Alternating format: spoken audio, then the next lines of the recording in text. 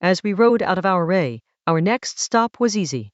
We had seen a Colorado mining town from one end to the other. It had ice cliffs to climb, beautiful to observe. I wasn't going to do that, but Telluride was not just a mining town. It was also a ski resort that had been our target when we entered Colorado from the Four Corners, and as I hadn't skied in years, the decision to tell Moon to head that way was easy. Colorado and its highway engineers presented a much more enjoyable ride to Telluride compared with the $1 Million Highway, and within Coltrane's Love Supreme, followed by Steedy's and Irvision's, we were there and checked into the Hotel Telluride to begin another adventure in a mountain town. The Hotel Telluride was a dreamy mountain lodge. It had deer heads on the walls, a roaring hearth, and a hot tub surrounded by snow and mountains.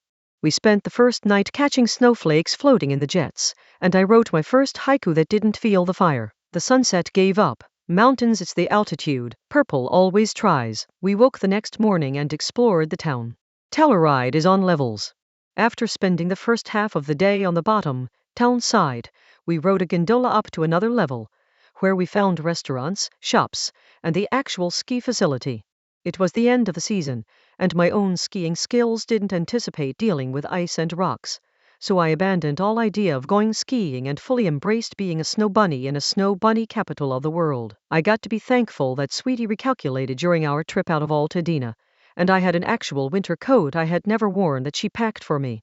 The both of us played token in Telluride, a perfectly charming Colorado mountain town. #evacueediary is a hashtag.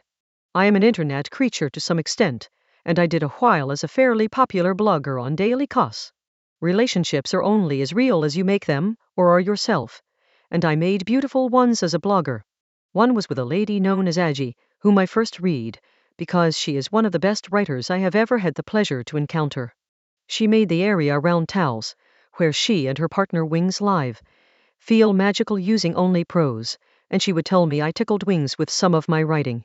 I came to know Wings was a talented silversmith, as she'd also marketed his pieces at wingsilverwork.com. During our relationship, I asked if I could have a piece he made, and as a joke she said, "Okay, but you have to come and get it." She would have shipped it to me, but it was fun to play along with how I would do it, and suddenly, I was a day away by car. I wrote to her and told her of our preliminary plans, and asked if Wings had anything for me. She responded as if, could she create a teleporter and snatch Sweetie and me through it, she would, and invited us to stay in their spot on land their family had inhabited for centuries. She had dogs, lots of them, and although I don't carry my childhood fear of them, I asked her where would be a nice place to stay in Taos. She suggested the Monte Sagrado, so Sweetie and I made reservations, and we went. Telluride to Taos was the biggest hop so far, and we thoroughly enjoyed it. The land was unfamiliar to either of our eyes, and Moon's automation let me look at the surroundings while she went down the road. She got mad when I looked away too long, but the ability she gave me made driving through unfamiliar landscapes more enjoyable. We stopped and ate and met wonderful people, and before we knew it, we were pulling into the Sagrado. I didn't know how nice it was. It was very nice. The campus was artistically arranged, with sculpture gardens and an elk as its emblem. It had a stream running through it and villas surrounding it. It also had a world-class chef in residence, and that night Sweetie and I had Michelin stars for dinner. I was wildly excited to meet Aji and Wings. When we woke up the next day, I waited for them to come like I was getting a Christmas present.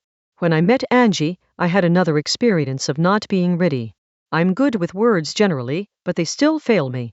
She was preternaturally beautiful. She was suck the air out of the room beautiful, and it was not so much her physical appearance, and it was but her aura, her mana, her essence that made me cry. I literally started bawling and couldn't stop. She kinda understood the effect she had, comforted me, and introduced Wings. That man is 5 inches shorter than I am, and by his presence alone I felt like I was looking up at him.